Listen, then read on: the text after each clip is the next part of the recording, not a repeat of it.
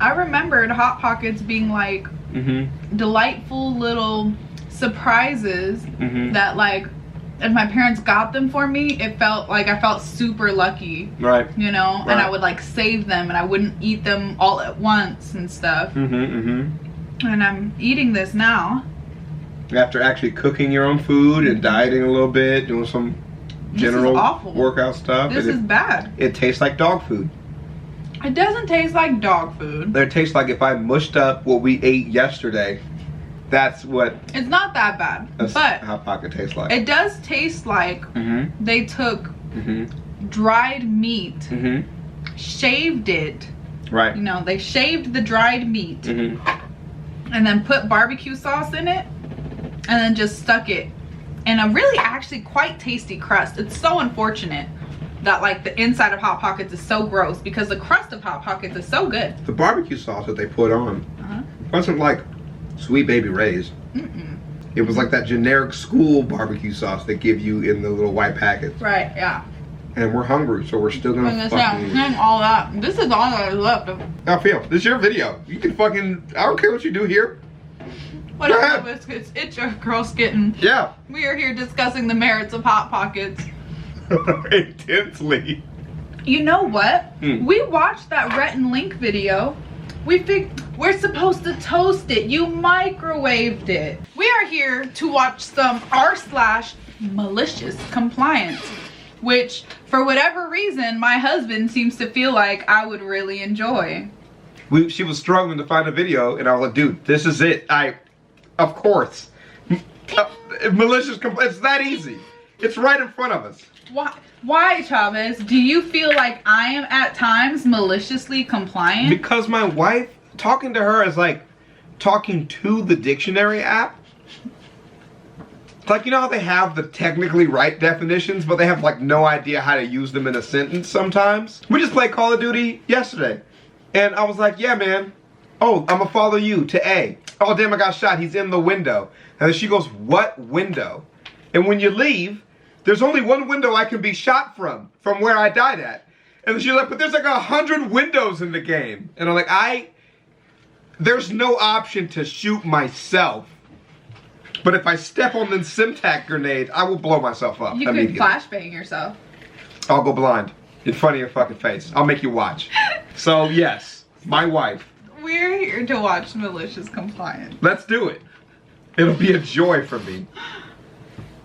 Welcome to r/malicious compliance, where a racist douchebag gets unexpected karma. This happened to me circa 2000. Whoa, r/. Look, Whoa. We haven't been here for a while, dog. You think you could take a little slower? God, can we ease it in with my baby son? Didn't want to clean his room, so then he cleaned a dollhouse instead or something? God damn. Okay. All right, let's do it. 2004. Warning, this story is not funny. Malicious compliance of a different color. Changed my life for the better. Still gives me chills. What do you mean gives you chills? Do you want to start with this, or do you want to start with a funny one? I don't know if I'm ready. Okay. Working at the McDonald's drive-thru, no speaker. There's 2 order windows and a 3rd pickup window. Charles is working window 1. I'm working window 2.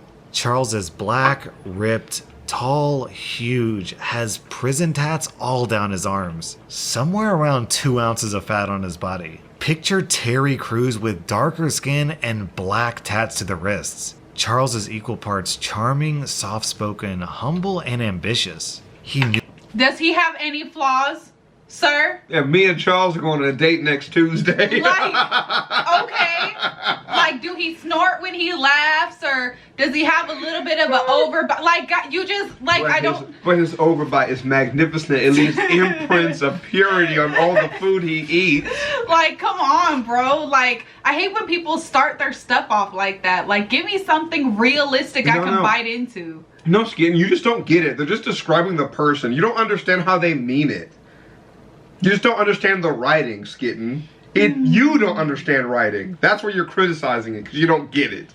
Shut the fuck up. Like, sometimes, sorry, and then I'll start it over again. Get him. But like, sometimes on Reddit, y'all just make it so hard for the suspension of disbelief to occur. Right. Like, it's, you know how there's only one Terry Crews and you could pick him out anywhere? Imagine, this guy's just like that. Just like that. Like, Come on. Yeah. Please. I know. I understand that you really want it to be a good story. Yeah. Like, I get it. We all want the good stories. We all want the likes and the karma and the platinum and whatever else happens on Reddit, okay? Right. But, like, come on.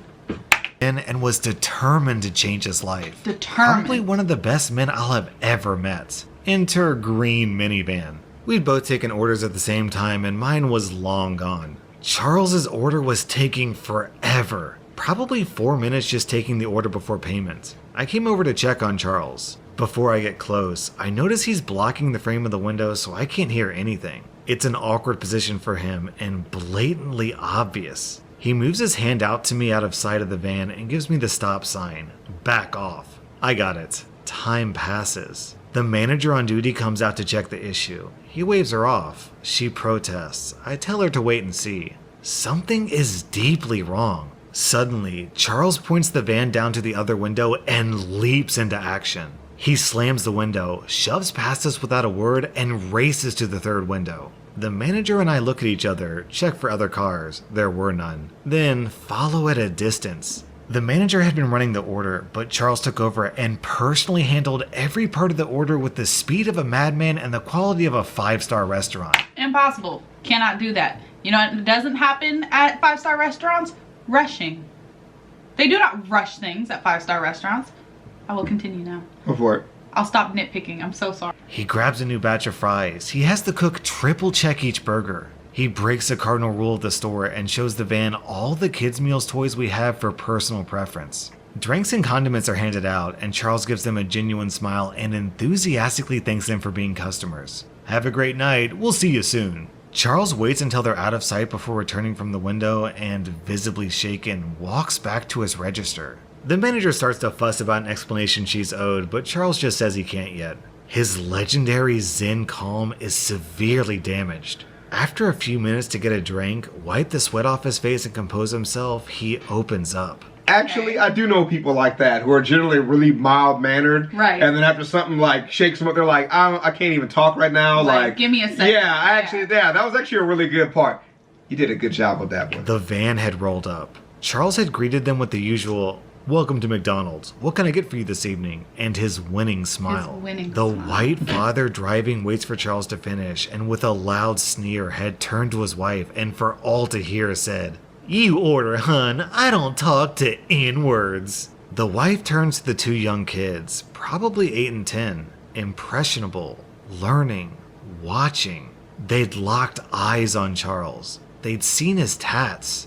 They'd listened to the hateful otherizing of those people from birth. Charles decided that he had it within him to reach for something better. Father be damned, he's long gone. Charles decided that he had a message for those boys. The wife patiently and sheepishly took the excruciatingly and needlessly complicated order from the father, and then had to speak past him to Charles. Same for the kids. Light mustard, 3 pickles, etc. Perfectionism. Charles reached down inside himself for something that neither I nor the manager possessed, and he gave the wife a genuine smile as he whipped out the order. The father knew he had been served a dish he thought impossible to serve. It was served with kindness and compassion and a compliance that defied everything he told them about those people. The kids both waved to Charles from the back of the van as their father pulled away. They liked their new friend. What should have happened is you should have said, "I am not serving you today." Right. And then when he throws a fit about it and he asks to talk to your manager, you say, "You are not being served here today." You let your manager know they are not being served here today. This is why. And then he doesn't get served here today. It's that simple. You take that Zen smile, you wave at the kids. Hey, when you're racist, you don't get served, is what you tell everyone in there. And you move on. You don't yell, you don't scream, you don't even get stressed out. You just go, well, this was an easy day today, actually. I hate stories like that. Yeah. That make it seem like the person who did that, like, don't get me wrong, Charles is a great person, whatever, whatever. Shouts out to Charles. Like, you know, but at the same time, that's not like a, oh, this is what everyone should aspire to be, blah, blah, blah. What is that quote people really like to use? Hate cannot drive out hate. Shut the fuck up. You are lucky I do not jump across this window for you calling me out my name. You do not get to speak to me in that way.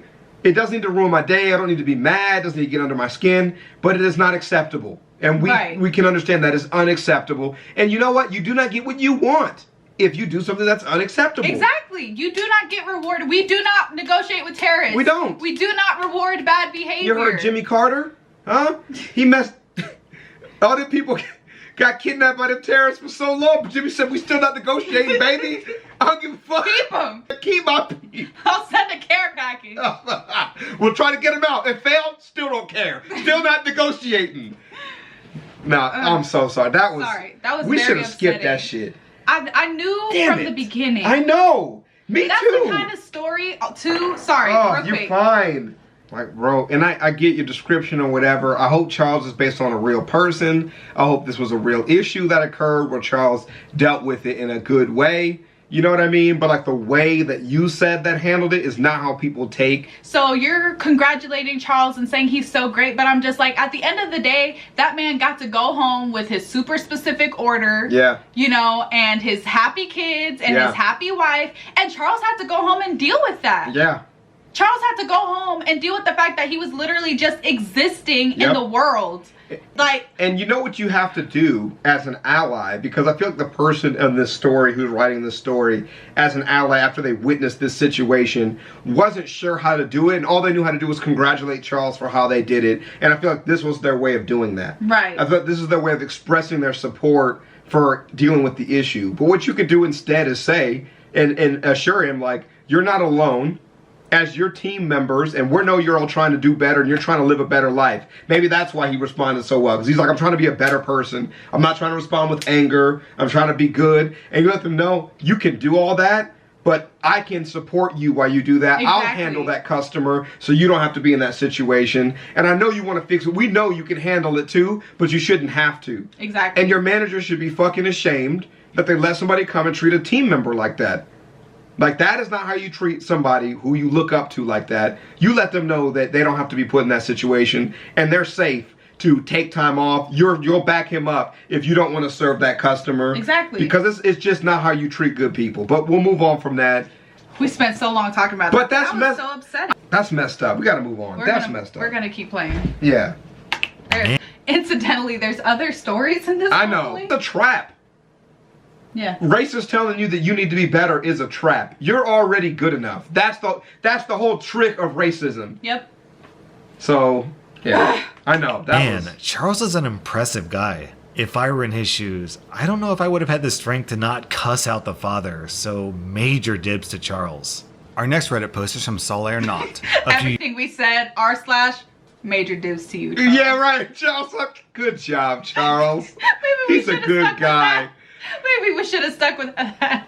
Years ago, I worked at a kiosk in a local shopping center, a mall for Americans, that We know applied what a a phone shopping protector to center phones. is. These protectors were Maybe absolute doesn't. garbage for the price they were asking. If I recall, the iPhone 10 came out the Christmas before I started, and it was 150 pounds to get it Bitch. applied. So I wasn't all that keen about aggressively pushing the product. Right, My yeah. supervisor, who was a friend of a friend, we'll call him Alex, was tasked to write up a work rota every Monday for the next week. This is important because I'd asked Alex if I could have 4 days off, but make up for them later as I was planning to go on a holiday and propose to my fiancée. And he spoke with everyone else to make sure they were okay working more days in a row if it meant that they got more days off as I caught up on my hours. One important note is that Alex would have to send the rota to the owner of the company, we'll call him Randy, for verification and an hour check, as legally we weren't allowed to work over a certain amount of hours. So Randy accepts the hours and the fact that I have days off, but make up for them right after I get back, which I did agree to because it was absolute hell because I was working from 9 to 5. Doing double shifts to make up the hours I'd lost, all in high temperatures with heat guns on full blast. Why? A black hoodie, as it was part of the uniform, and nothing to drink or eat because it was against the rules to eat or drink at the kiosk. That's illegal. You cannot prevent people from drinking water. I was about to say, actually, they can't do that. In Vegas, I know, you can't do that. So I don't know how it is in your state, but just move here. Because our kiosk workers make above minimum wage. Right. Some of them get benefits. Right. And they have to be able to drink water. Yeah, And you can't make them wear black. Yeah. Yeah. Well, you can make them wear black, but you can't make them wear like a hoodie. You're good. Looking back on it, I wasn't even allowed to have lunch during that week. How? Along comes the weekend, and all of my... You are What? getting abused. What? I was gonna say, what are your labor laws? Well, I'm telling you, we have it so good in Vegas. Every time I be reading these stories, like, dog, your place sucks. I'm over here getting yelled at if I work 6 hours without taking a 10. This man's like, I gotta be hot. I don't get no food. Like, damn. Why do you work, bro? Hey. Good luck, dude. God Fiance damn. and my close friends want to go out drinking to celebrate the engagement. As you and should. Considering the hellish week of work I had, you're gonna pass out at work tomorrow. It gets to dog. about 3 a.m. and I've been drinking heavily since around 7 p.m. And I received a phone call from Randy demanding that I work the next day, which means that I would have worked more hours than I was legally allowed to, which wasn't even on the rota. I explained to Randy that I'm extremely drunk and in no fit state to be going to work. There had been a few times he wasn't scheduled. I'm saying you don't tell him that you're drunk. You just tell him that you're indisposed. Look, Randy don't understand. Randy got them wearing black in a hoodie with no lunch. Randy needs to know it's an emergency, dog. Oh I'm not doing it. Someone had come into work after smoking a bit of weed, but this was an entirely new realm. Randy then tells me he doesn't care how drunk I am and if I keep drinking. He just wants me at the kiosk at 9 a.m. That's terrible. I continued drinking throughout the night because I wasn't in the right mindset to be making smart decisions, but... What the fuck? Wait a minute, I'm so sorry. He said I'm already drunk. Randy goes, oh, I don't care if you keep drinking, just go. So I keep drinking. This is not going to end well, dog. I love this story. I remember clearly that Randy wants me at the kiosk for 9 a.m. Right. I get to the kiosk at 9 and Alex is already there with everything set up and can see that I'm clearly drunk and sits me down while he calls Randy asking why I'm telling Alex that I'm meant to be there at 9 a.m. Which I just keep muttering. Randy is furious that I turned up for work drunk and basically demands that I'm fired, which... You told him to show up drunk, dog? You said, I don't give a fuck. He said, drink. I don't care if you're drinking. Get to work. Drunk me. I'm going to take more shots then. Like, the fuck? Alex refuses to do because I technically hadn't done anything wrong. I did what the my next boss told me day, to do. I was voted in for it. I walk up to the kiosk and Randy is there and fires me on the spot for yesterday, which he actually wasn't allowed to do because all I'd done was fulfill his request. I ended up with a huge payoff because, as it turns out, you can fire someone for following orders, provided you haven't broken the law. Our next Reddit post is I from don't think Chips it is illegal to show up to work drunk. No, they can send you home and they can fire you because they could say like it's against your... It's not illegal to show up to work drunk, but they could be like that's not against our code of conduct. But it's like the same situation where you had, where they told you to work with the shoes that weren't in regulation. That's what exactly I was saying. Yeah, go for it. Go for it. No, it's just, you know, I had a similar situation. I didn't show up to work drunk. But and got caught. Right. You just showed up for work drunk and they didn't know about it. Why are you like this? Hey, I'm just saying, man. You ain't gotta do me like this. Hey, what? I'm trying to be a Charles, man. I'm in Zen mode right now. Call me what you want. N-word, whatever. I'm cool. Anyway, yo. Hey, whatever. I'm good. Anyway, so I showed up to work and I had to work both jobs on, it was, I believe, New Year's Eve. And I had to work both jobs. And so I was like tired, whatever. I didn't bring the right shoes for my second job. So I told my boss like, hey yo, I brought the wrong shoes. Like, is this okay if I wear these shoes? Or do you want me to have at the time, my boyfriend, not my husband, but I wasn't even your fiance back then. you were not even my fiance back then. Fuck that.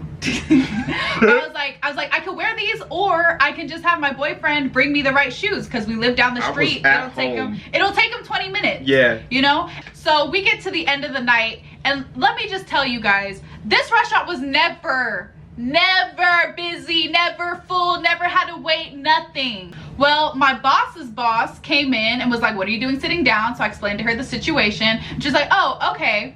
I come back from my days off ready to work and my boss tries to suspend me because I was out of uniform and I was sitting down on the job. And what did you do immediately? I threw a fit though, because I was like, no, you don't get to write me up for this when you told me to wear it. And she's like, well, you know it is our policy. And I was like, well, there's a lot of stuff that happens that's against our policy that you seem to not care about. First name. Like I was like, no, absolutely not. You were not gonna write me up for this because I told you I could get the right shoes and you didn't want me to. You said it was fine. Well, then if you say it's fine and then your supervisor yells at you, then you're just gonna have to take that fucking L. And then you say, I told her it was fine that day. You didn't want to write up. I I went to HR. I got paid for the days that I missed. It was a whole thing because she suspended me and I couldn't come into work. Yep. So then I went up to HR immediately and I was off for 2 days, but they still paid me for those 2 days. Right. So, but it was a whole thing, and I was like, HR no, said, that's a lawsuit, son. you cannot, and do you that. can't write me up afterwards. If it happens the day of, you send me home the day of, and then you write me up. Yeah. But you don't play with me like everything is fine, and then you suspend me when you find someone to work my days. Fuck that other bitch that's taking my hour. Dude, on some real shit though. It's not like you can make up more hours in this kind of Like- scenario. So be prepared for it maybe to not even exist tomorrow. that makes sense. After the blood stops boiling, we That go, makes sense. maybe we should have just congratulated Charles on his little fake ass story and just moved on. But I just be tired of people telling me I gotta be called the N-word and have a smile on my face because I ain't the We're one. getting back into it. We gotta keep You're right. going. We are. Go. The night. I'm a student in Italy. Right now, we're all quarantined because of COVID-19, but universities are still holding lessons using Google Meet. We've been in contact with professors during the last week via email, WhatsApp, and stuff. And today at 9 a.m., we started our regular lessons as if class was in session. This morning, our main professor, the one holding the most important lesson of our course, sent an email around 10 a.m. telling us he'll be holding his lesson tomorrow. We already knew this because he told us already multiple times in multiple emails. And in his message, he wasn't asking for a reply. He sent this while the whole class was already connected with another professor and following her lesson, so we didn't reply right away. Right, we busy, After an nigga. hour, he sent another outraged email asking why no one had replied to his super important message yet, considering we're all home and with nothing to do. We were literally following another lesson, all of us. Cue the malicious compliance. Yes. Get this nigga. I'm ready. 50 to 60 people replying, "Sorry, Professor, I was following this other lesson. Got it, see you tomorrow." At the same time in our WhatsApp group. After the first 30, he just replied, "Okay, I got it. You made your point. I told you it was nothing special, but we're easily entertained during this That's great, quarantine." though. Our next Reddit post is from Maddie That's Art. that's a good That one. is an excellent example of malicious compliance. Yeah. Unlike the one at the beginning of this video. But they, you know what? And you know what's messed up about that is because they did give like a oh damn, you feel soft. They gave a what? You do feel soft. You kinda- Stop rubbing me. Yeah. Stop rubbing It me. put the lotion on the skin. What? They put a thing at the start, being like, Yeah. well, this isn't your normal malicious compliance, whatever. But like that did not correctly unwrap the deep racial tension in the story that you told, which leaves the black person to be subservient to the white man whilst being uncomfortable. Which is why we tell people to not do that, because you don't have to be uncomfortable at work. You don't. That is not part of your job. You don't. You don't get paid for that. Are you a stripper? You still have rights. You don't get paid to be uncomfortable.